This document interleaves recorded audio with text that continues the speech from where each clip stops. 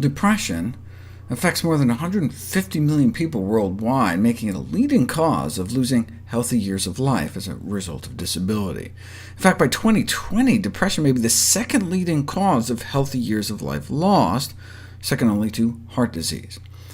Why is depression so common? Well, it is said nothing in biology makes sense except in the light of evolution. But why would we evolve to get depressed? Depression poses a baffling evolutionary puzzle, if it has such negative effects, but yet it remains so common and heritable, meaning a big chunk of risk is passed through our genes. So there must be some kind of adaptive benefit. Otherwise, presumably, it would have been naturally selected against. Maybe depression is an evolutionary strategy for defense against infection. Infection has been the leading cause of mortality throughout human history. The average life expectancy was 25, and it was not uncommon for half our kids to die. With such stark capabilities, infection has been a critical and potent driving force in natural selection. When we become infected, there's a surge of inflammation as our body mounts a counterattack. And then what happens? We feel lousy. We feel sick, we get weak, tired, slow, and sleepy. We don't want to see anyone, don't want to do anything. All we want to do is sleep.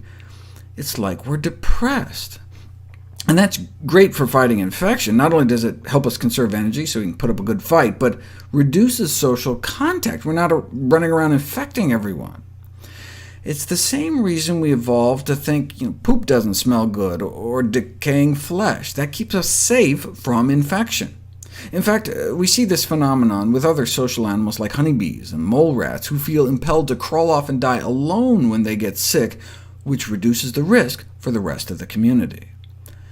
The relationship between mental health and inflammation was first noted in 1887, for which the only psychiatrist ever win the award got a Nobel Prize. But what evidence have we accumulated in the centuries since that inflammation causes depression? Well, people who are depressed have raised inflammatory markers such as C-reactive protein. Inflammatory illnesses are associated with greater rates of major depression. Indeed, that's what's found in a variety of inflammatory conditions, including more kind of benign inflammatory conditions like asthma and allergies. And that's important, suggesting the mood symptoms are not simply feeling bad about having a terrible disease, but maybe directly tied to the inflammation. And most powerfully, you can actually induce depression by inducing inflammation. Like when we give interferon for certain cancers or chronic infections, up to 50% go on to suffer major depression. Even just giving a vaccine can cause enough inflammation to trigger depressive symptoms. Taken together, these studies are strongly suggestive of inflammation being a causative factor of mood symptoms. So, can an anti-inflammatory diet help prevent depression? We didn't know until about 43,000 women without depression were followed, along with their diets, for about a dozen years to see who became depressed. And it was those who ate a more inflammatory diet pattern, characterized by more soda, refined grains, and meat, suggesting that chronic inflammation may underlie the association between diet and depression. Normally, we think of omega-3s as anti-inflammatory, but they found fish to be pro-inflammatory, associated with increased C-reactive protein levels, consistent with recent findings that omega-3s don't seem to help with either depression or inflammation. The most anti-inflammatory diet is plant-based, which can cut C-reactive protein levels by 30% within 2 weeks, perhaps because of the anti-inflammatory properties of antioxidants. I've talked about this before, but never really explained why antioxidants are anti-inflammatory. See, oxidative damage caused by free radicals may cause an autoimmune response in the body by changing the chemical structure of otherwise ubiquitous molecules to generate new structures that the body attacks as foreign.